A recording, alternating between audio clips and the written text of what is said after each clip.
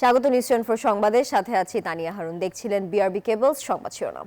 এবারে বিস্তারিত। আর শুরুতেই থাকছে ইরান ইসরায়েল সংঘাত প্রসঙ্গ।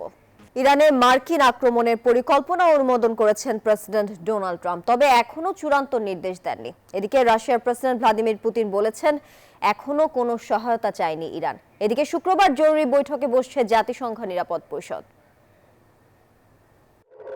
ইসরায়েল ও ইরানের টানা পাল্টাপাল্টি ক্ষেপণাস্ত্র হামলার সপ্তম দিন। দু দেশের প্রাণঘাতী সংঘাতে তুমুল উত্তেজনা বিশ্বজুড়ে। সংঘাতের আগুনে নতুন মাত্রা যোগ করেছে মার্কিন প্রেসিডেন্ট ডোনাল্ড ট্রাম্পের অবস্থান। সংঘাতে যুক্তরাষ্ট্রের সম্ভাব্য অংশগ্রহণ নিয়ে চূড়ান্ত সিদ্ধান্ত না জানালেও বুধবার ইরানের সরাসরি মার্কিন হামলার পরিকল্পনায় অনুমোদন দিয়েছেন তিনি।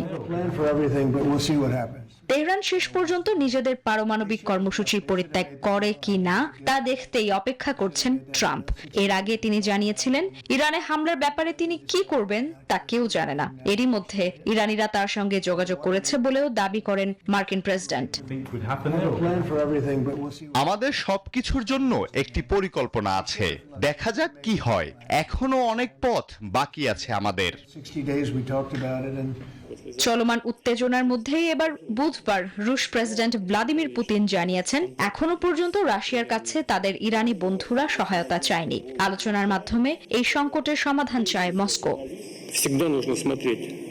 এই প্রেক্ষাপটে আমার মনে হয় সকলের জন্য শত্রুতা বন্ধ করার উপায় খুঁজে বের করা এবং এই সংঘাতের সকল পক্ষের একে অপরের সাথে একটি চুক্তিতে আসার উপায় খুঁজে বের করাই সঠিক হবে, যাতে ইরানের স্বার্থ নিশ্চিত করা যায়। এদিকে কোনো হুমকিকেই ইরান পরোয়া করে না বলে জানিয়ে দিয়েছেন দেশটির সর্বোচ্চ নেতা আয়াতুল্লাহ আলী খামেনি। ইরানের ওপর ইসরায়েলের হামলা মানবতার বিরুদ্ধে অপরাধ হিসেবে আখ্যা দিয়েছে উত্তর কোরিয়া। চলমান পরিস্থিতিতে ইরান, রাশিয়া, চীন সহ কয়েকটি দেশের অনুরোধে শুক্রবার জরুরি বৈঠকে বসবে জাতিসংঘ নিরাপত্তা পরিষদ। Desk report, news 24। Iran Israel সংঘাতে জড়িয়ে পড়ার বিপক্ষে বেশিরভাগ মার্কিনী। তারা মনে করেন এই লড়াই যুক্তরাষ্ট্রের নয়। বুধবার হোয়াইট হাউসের সামনে জোরালো বিক্ষোভও হয়েছে। এদিকে খোদ ইসরায়েলেও যুদ্ধের বিরোধিতায় জনসমর্থন বাড়ছে। গেল শুক্রবার থেকে ইরান ও ইসরায়েলের মধ্যে চলছে দফায় দফায় হামলা। এই প্রেক্ষাপটে সংঘাতে ইসরায়েলের পক্ষ হয়ে যুক্তরাষ্ট্রের জড়িয়ে পড়ার আশঙ্কা তৈরি হয়েছে, যা সাধারণ মার্কিনীদের কপালে ফেলেছে চিন্তার ভাঁজ, বিশেষ করে প্রেসিডেন্ট ডোনাল্ড ট্রাম্পের নীতি নিয়ে। অধিকাংশ মার্কিন নাগরিক মনে করেন ইরান ইসরায়েলের এই লড়াই তাদের নিজেদের নয়। তাদের প্রত্যাশা এই সংঘাত যেন কোনোভাবেই যুক্তরাষ্ট্রের যুদ্ধের রূপ না নেয়। এর পরিণতি মারাত্মক হতে পারে। বিশ্বজুড়ে খাদ্য তেলের দাম আকাশ ছুঁতে পারে। দেখা দিতে পারে লাগাম ছাড়া মুদ্রাস্ফীতি।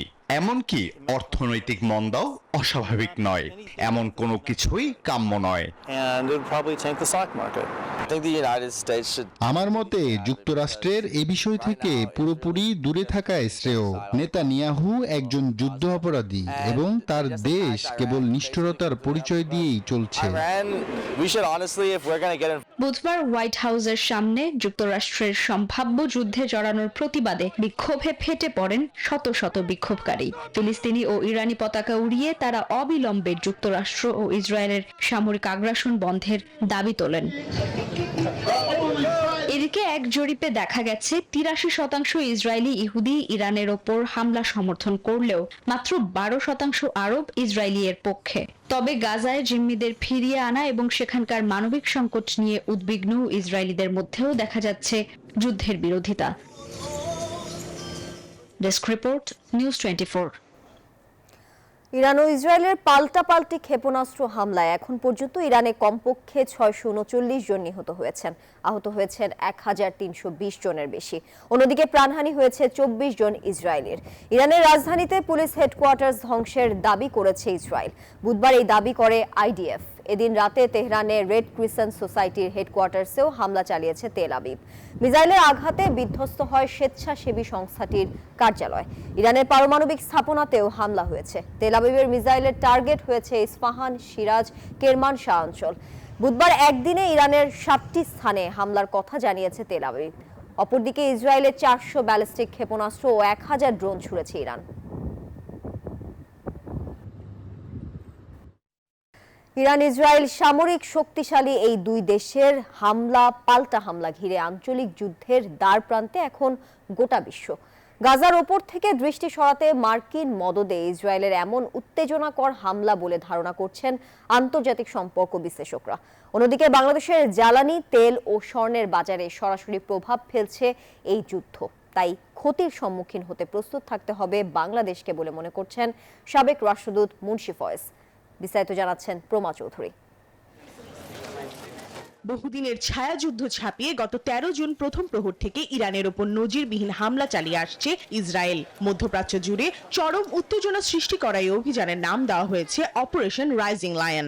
পরিস্থিতি অবনতির দিকে গেলে তৃতীয় বিশ্বযুদ্ধের সূচনা ঘটতে পারে বলে আশঙ্কা করছেন বিশ্লেষকরা। অন্যদিকে বিশ্বের গাজার পক্ষে বাড়তি সমর্থনের দিক থেকে দৃষ্টি সরাতে ইসরায়েলের এই উত্তেজনাকর হামলা বলে মনে করছেন আন্তর্জাতিক সম্পর্ক বিশ্লেষক অধ্যাপক ইমতিয়াজ আহমেদ।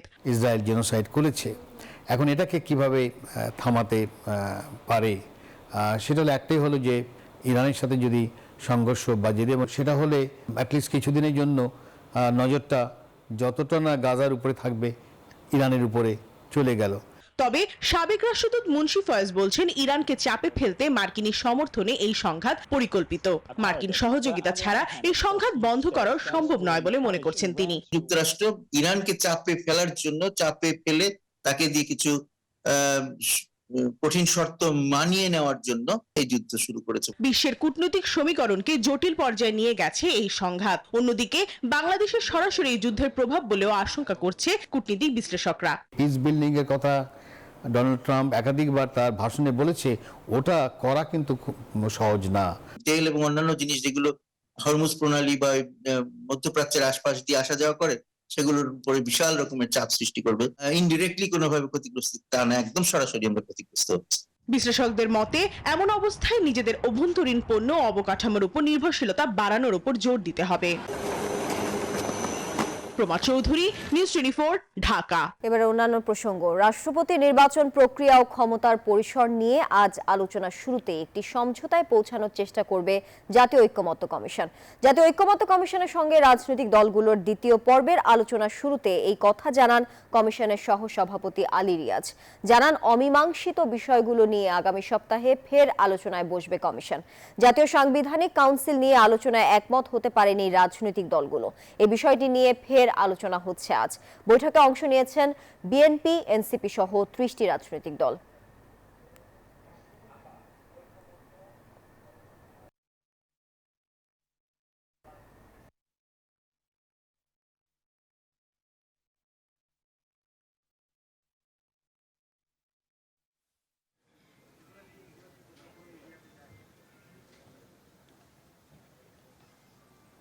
জি, আপনাদের অনেক ধন্যবাদ। আপনারা দয়া করে এবার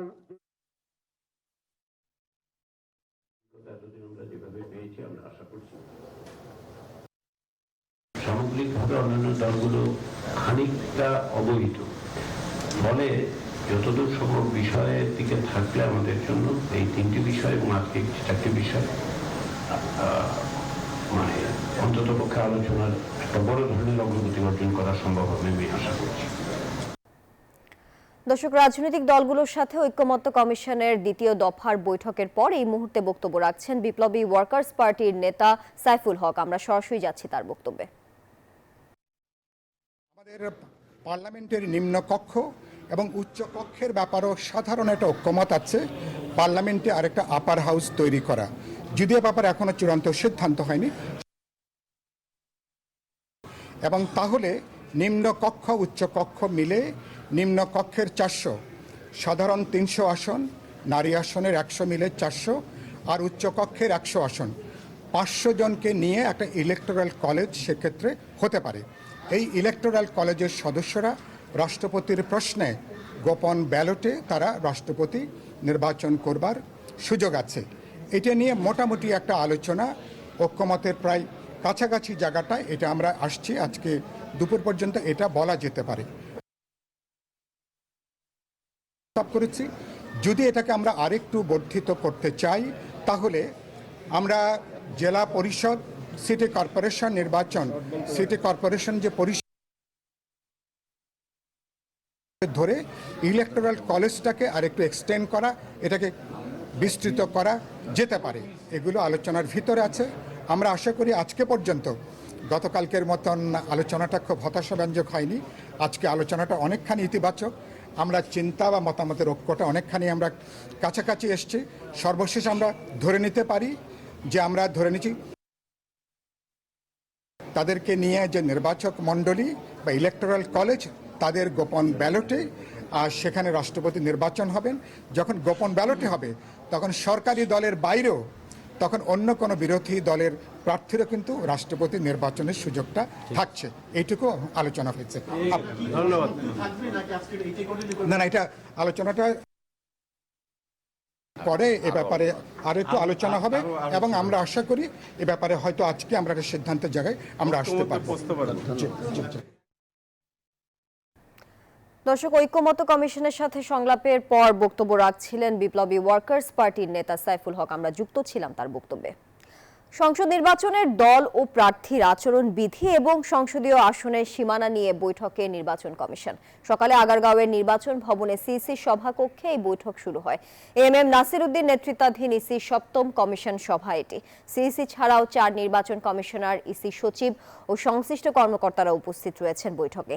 গেল ১২ মে জাতীয় সংসদের নির্বাচনী এলাকার সীমানা নির্ধারণ অধ্যাদেশ জারি করে সরকার।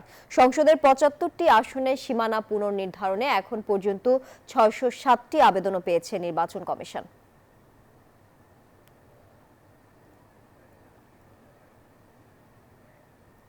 দর্শক, এই বিষয়ে বিস্তারিত জানাতে আমাদের সাথে যুক্ত হচ্ছেন সহকর্মী সামিয়া মাহতাব রোজা। রোজা, নির্বাচন কমিশনের এই বৈঠকে কি কি বিষয় নিয়ে আলোচনা হচ্ছে, বিস্তারিত জানাবেন।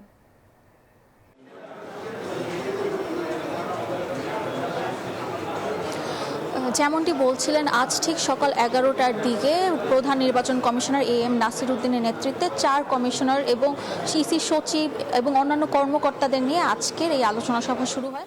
এবং আজকের আলোচনা সভার মূল এজেন্ডাগুলো হলো রাজনৈতিক দল ও প্রার্থীর আচরণ বিধিমালা 2025 এবং সংসদীয় আসনের সীমানা সংক্রান্ত এবং বিবিধ বিষয় নিয়ে। তার মধ্যে আরো একটি বিষয় উল্লেখযোগ্য হলো অন্তর্বর্তী সরকারের অধীনে ভোটের সময় আচরণ বিধিতে কিছু নিষেধাজ্ঞা এবং সোশ্যাল মিডিয়া তদারকি সহ একগুচ্ছ রয়েছে খসড়া আচরণ, একগুচ্ছ প্রস্তাব রয়েছে এসব খসড়া আচরণ বিধিতে। এবং গেল 12 মে জাতীয় সংসদের নির্বাচনী এলাকার সীমানা নির্ধারণ অধ্যাদেশ 2025 জারি করা হয়। এর পরবর্তীতে আরও একটি নতুন তথ্য আমরা জানতে পেরেছি, যেমন সংসদের 76টি আসনের সীমানা পুনর্নির্ধারণ এখন পর্যন্ত 637টি আবেদন পড়েছে এবং সংসদের নির্বাচনের আগে সীমানা নির্ধারণ বাধ্যবাধকতা রয়েছে, যার কারণে 300 আসনের সীমানা খসড়া প্রকাশ করেছে এখন পর্যন্ত। এই খসড়া প্রস্তাবের উপর দাবি আপত্তি শুনানি শেষে চূড়ান্ত সীমানা গ্যাজেট প্রকাশ করবে নির্বাচন কমিশন। এবং তার সাথে সাথে আমরা আরও কিছু তথ্য জেনেছি, যেমন পূর্বেই বলেছিলেন প্রধান নির্বাচন কমিশনার যে সরকারের সাথে সরাসরি আলোচনা না করে তারা নির্বাচনের দিনক্ষণ বা কবে নির্বাচন করা হবে এই বিষয়টি জানবেন না। এবং তিনি আরও বলেছেন যে যখনই নির্বাচন হোক না কেন তারা নির্বাচনের জন্য প্রস্তুত আছে এবং কিছুক্ষণের মধ্যেই বৈঠক শেষ হয়ে যাবে। শেষ হলে আমরা পরবর্তী বিষয় জানতে পারবো। এ ছিল আমার কাছে সর্বশেষ নির্বাচন কমিশন থেকে। রোজা, আপনাকে ধন্যবাদ নির্বাচন কমিশন থেকে আমাদের সাথে যুক্ত থাকার জন্য। সব মিলিয়ে 55 থেকে 66 দিনের মধ্যেই জাতীয় নির্বাচন আয়োজন করতে পারে নির্বাচন কমিশন। বিশেষজ্ঞরা বলছেন সক্ষমতা থাকলেও সরকারের পক্ষ থেকে নির্দেশনা না এলে এগোতে পারবে না ইসি। যদিও এখন বড় চ্যালেঞ্জ নির্বাচনী সংস্কার। তাছাড়া প্রবাসীদের ভোট, সংরক্ষিত নারী আসন, সীমানা পুনর্নির্ধারণের বিষয় নিয়েও কাজ বাকি। সবই সম্ভব। সেক্ষেত্রে নির্বাচন আয়োজনের বল অন্তর্বর্তী সরকারের কোর্টে বলেই মত বিশেষজ্ঞদের। অন্তরা বিশ্বাস জানাচ্ছেন বিস্তারিত। ত্রয়োদশ জাতীয় সংসদ নির্বাচন জানিয়ে সারা দেশে এখন আলোচনার ঝড়। এই নির্বাচন করতে কতটা প্রস্তুত নির্বাচন কমিশন? বিশেষজ্ঞরা বলছেন সরকার চাইলে সর্বোচ্চ 90 দিনের মধ্যেই জাতীয় নির্বাচন আয়োজন করতে পারে কমিশন। একটা নির্বাচনী ভোট গ্রহণের পুরো প্রস্তুতি কমপ্লিট, রাজনৈতিক দলগুলো তার আগে ওদের প্রস্তুতি থাকে যে বিভিন্ন নমিনেশন দেওয়া বা তারা জোটবদ্ধ হয় তার সাথে তাদেরও সময় লাগে।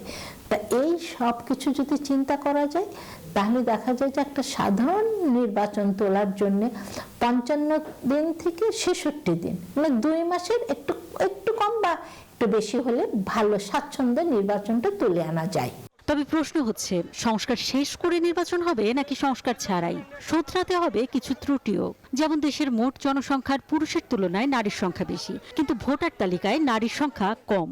আবার প্রবাসীদের ভোট নেয়ার পদ্ধতি কি হবে? পাশাপাশি গুরুত্বপূর্ণ ইস্যু নির্বাচনী সীমানা পুনর্নির্ধারণ। এছাড়াও সংসদে নারীর আসন কয়টি হবে, সংসদে কি উচ্চকক্ষ থাকছে, এসব বিষয়েও সিদ্ধান্ত নিতে হবে ঐক্যমত্যের ভিত্তিতে। বিশ্লেষকদের মতে তাই সব মিলিয়ে নির্বাচনের বল আসলে সরকারের কোর্টে।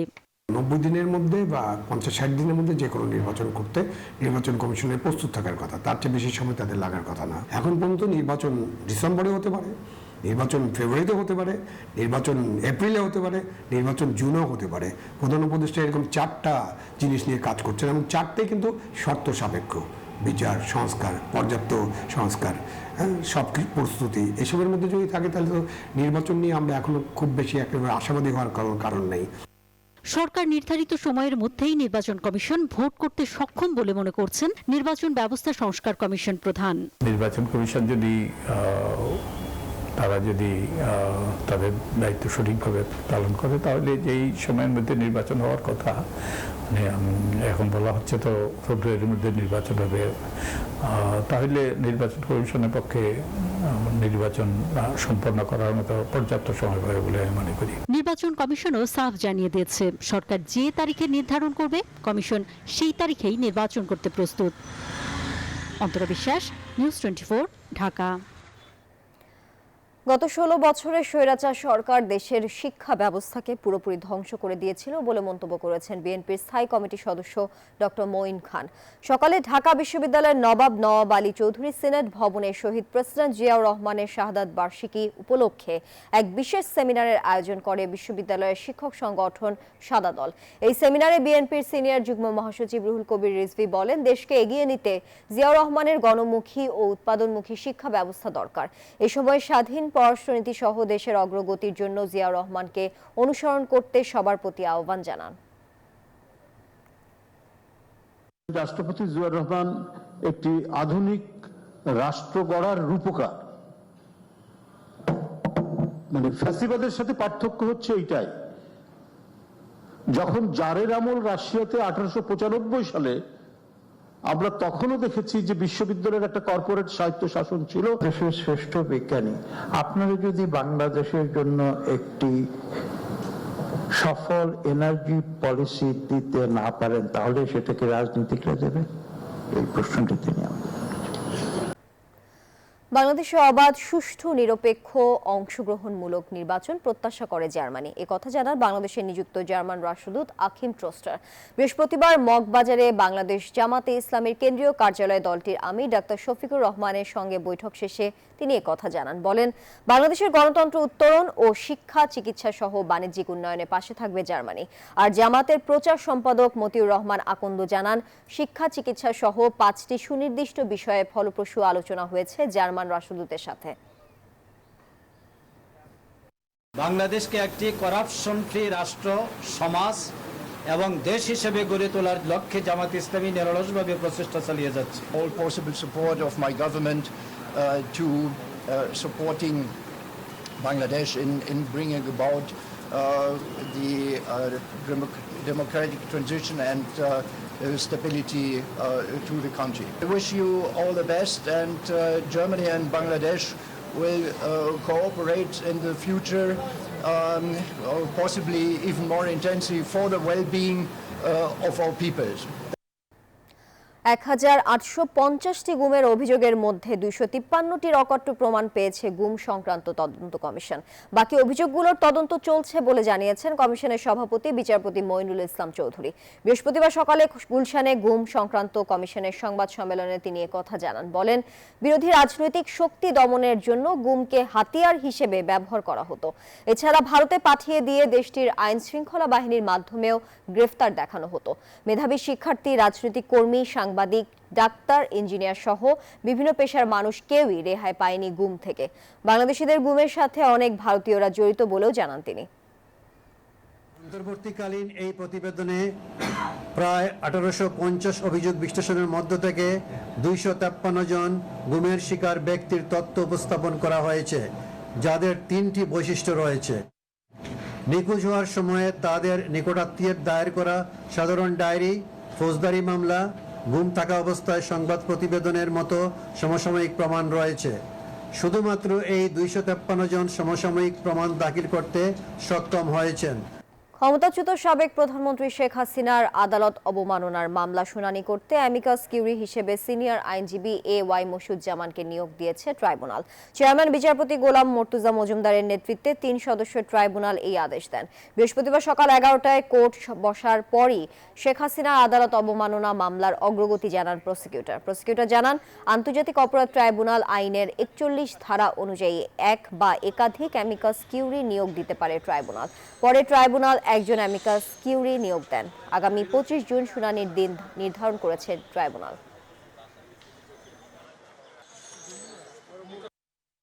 তাদেরকে পুনরায় সুযোগ দেওয়ার জন্য এবং আইনের সঠিক ব্যাখ্যা গ্রহণের জন্য ট্রাইব্যুনাল আজকে একটি আদেশ জারি করেছেন। সেটি হলো ট্রাইব্যুনাল রুলসের 41 বিধি মোতাবেক একজন অ্যামিকাস কিউরি নিয়োগ করেছেন এই মামলায় মতামত গ্রহণের জন্য এবং আদালতকে সহায়তা করার জন্য।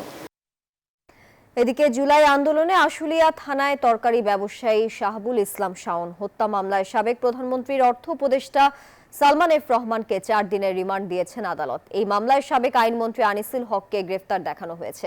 সকালে চিফ জুডিশিয়াল ম্যাজিস্ট্রেট আদালতের বিচারক তাজুল ইসলাম সোহাগ এই আদেশ দেন।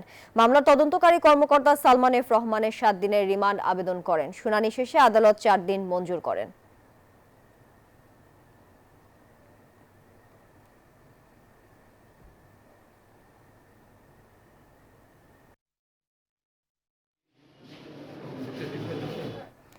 সরকারি চাকরি সংশোধন অধ্যাদেশ বাতিলের দাবিতে আজও সচিবালয়ে বিক্ষোভ সমাবেশ কর্মসূচি পালন করেছে কর্মচারীরা।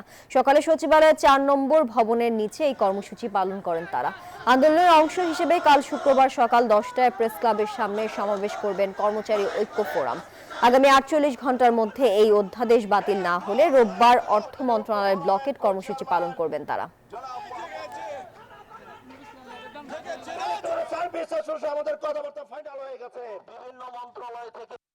আমরা চাই না এই সময় ক্ষেপণ হোক, আমরা চাই আজকে 5টার মধ্যে আমাদের কাছে খবর আসুক এই আইন বাতিল করা হবে। তা না হলে আমি যা যা বলেছি, আমাদের নেতৃবৃন্দ যা যা বলেছে সেই রাস্তায় যাব এবং আমরা কঠোর কর্মসূচি দিতে বাধ্য হব। ঢাকা দক্ষিণ সিটি কর্পোরেশনের মেয়র হিসেবে ইশরাক হোসেনকে শপথ পাঠ করানোর দাবিতে আজও অবস্থান কর্মসূচি পালন করেছে তার সমর্থকরা। সকাল থেকেই ছোট ছোট মিছিল নিয়ে নগর ভবনে আসতে থাকেন তারা। পরে ভবনের সামনে অবস্থান নিয়ে তারা বলেন, নিজস্ব স্বার্থ হাসিল করতেই স্থানীয় সরকার উপদেষ্টা ইশরাক হোসেনকে শপথ পাঠ করাচ্ছেন না। লাখ লাখ মানুষের সেবা প্রাপ্তির অধিকার নিয়ে কোনো চক্রান্ত করা হলে তা কঠোরভাবে প্রতিহত করা হবে বলেও হুঁশিয়ারি দেন তারা। বলেন, যে পর্যন্ত আদালতের রায় মেনে নিয়ে ইশরাক হোসেনকে দায়িত্ব বুঝিয়ে না দেয়া হবে ততক্ষণ পর্যন্ত আন্দোলন চলবে। গতকাল আপনারা শুনেছেন জোনাল এক্সিকিউটিভ অফিসাররা বার্থ সার্টিফিকেটে স্বাক্ষর করছেন না, কারণ তাদের মন্ত্রী তাদেরকে নিষেধ করেছে। অর্থাৎ এইসব অপকর্মের দায়ভার ঢাকাবাসীদের উপরে চাপাতে চাচ্ছে। জাতীয় নিরাপত্তা উপদেষ্টা ডক্টর খলিলুর রহমান ও মার্কিন উপপররাষ্ট্রমন্ত্রী ক্রিস্টোফার ল্যান্ডাওয়ের সঙ্গে বৈঠক করেছেন। বুধবার ওয়াশিংটন ডিসিতে এই বৈঠক হয়। রোহিঙ্গা ইস্যু, বাংলাদেশ ও যুক্তরাষ্ট্রের মধ্যে চলমান শুল্ক আলোচনা সহ বিভিন্ন বিষয়ে আলোচনা করেন তারা। বাংলাদেশের সংকটময় সময়ে প্রধান উপদেষ্টা ডক্টর মোহাম্মদ ইউনূসের নেতৃত্বের প্রশংসা করেন মার্কিন উপপররাষ্ট্রমন্ত্রী। বাংলাদেশের প্রতি যুক্তরাষ্ট্রের অব্যাহত সমর্থনের কথাও পুনর্ব্যক্ত করেন।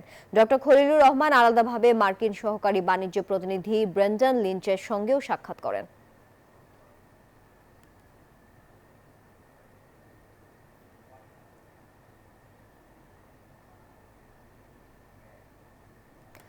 সাহসিকতার সাথে জীবন বাজি রেখে মাদক নির্মূলে কাজ করছে পুলিশ বলে জানিয়েছেন স্বরাষ্ট্র উপদেষ্টা জাহাঙ্গীর আলম চৌধুরী।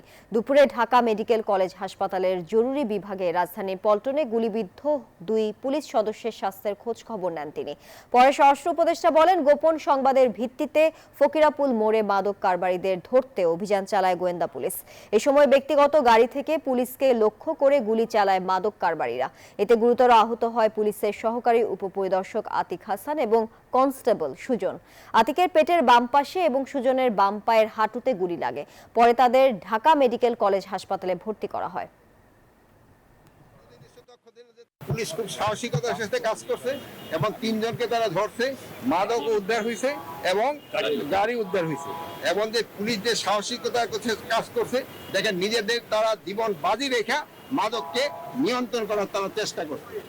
বাংলাদেশকে 2 প্রকল্পে $640 মিলিয়ন দিচ্ছে বিশ্বব্যাংক। বৃহস্পতিবার বিশ্বব্যাংকের নির্বাহী পরিচালক পর্ষদ গ্যাস সরবরাহ এবং বায়ুর মান উন্নত করতে এই ঋণ অনুমোদন করে।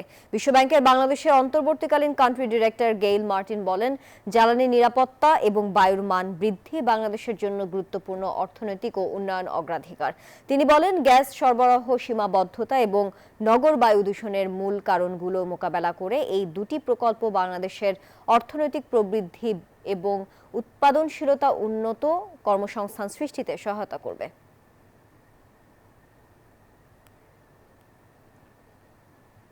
নিউজ 24 সংবাদ এখন এই পর্যন্তই। ধন্যবাদ সবাইকে।